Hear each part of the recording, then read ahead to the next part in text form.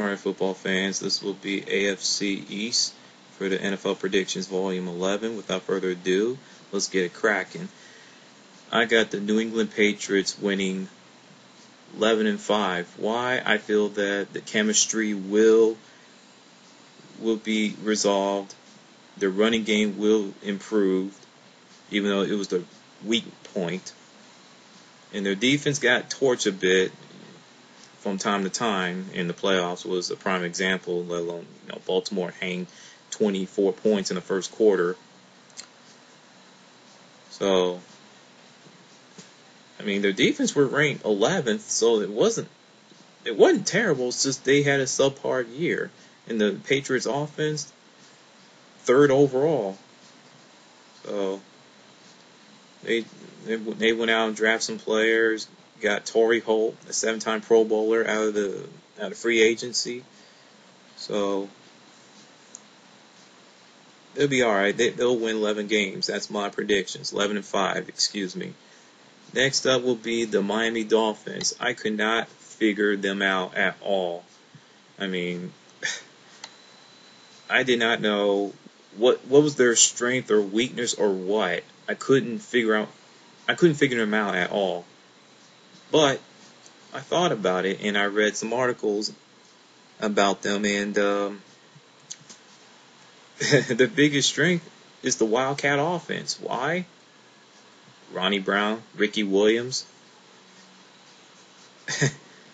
What more do you want me to say? They were ranked 4th in running the ball. They were great.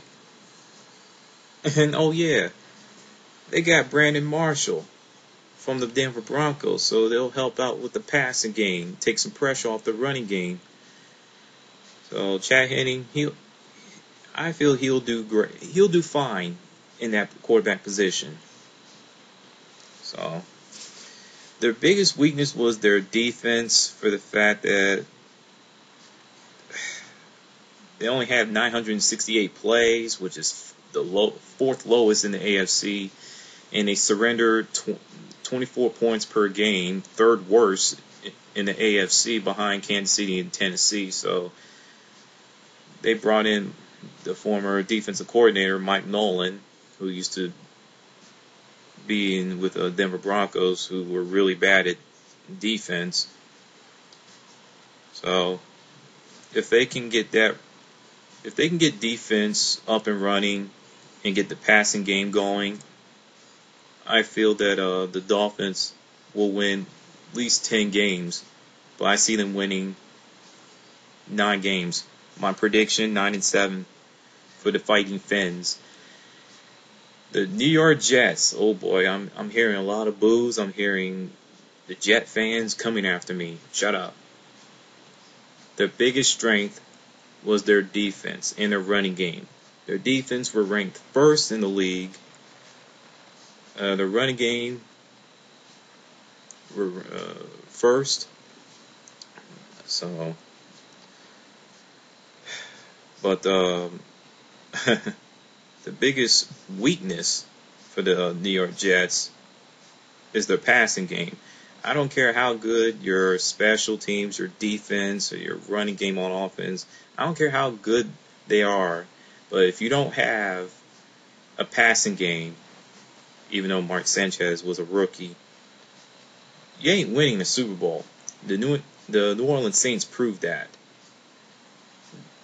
They were the 2nd worst passing team in the league. You just can't have that. Okay. So I know a lot of people putting a lot of eggs in one basket for the New York Jets, and I think those critics and the Jets organization are going to be the ones be having eggs on their face when they fall flat, let alone fall short. I see the Jets going 8-8. That's my prediction. I mean, I think their expectations are way too high. I don't think they can live up to it. They're the most overrated team coming into 2010 season. I mean, I picked them last year to go to the playoffs, and they did. This year, I think they will take a step back. Okay? The Buffalo Bills. Wow. Um,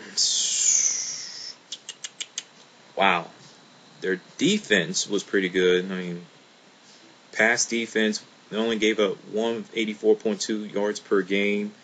Jarvis Bird, defensive back, and a couple of his teammates, they're really good. So they do have a good running game, and that they drafted C.J. Spiller, him and Marshawn Lynch. Wow, they could be dangerous. But their weakness, well, against the run on defense, they were the third worst in the league, and I know their quarterback position was really bad. I mean, Trent Edwards was off and on. He was in and out because of the injuries, and the concussion just basically put him out. Even though he had a passer rating of 85.4 a couple of years ago. So he struggled.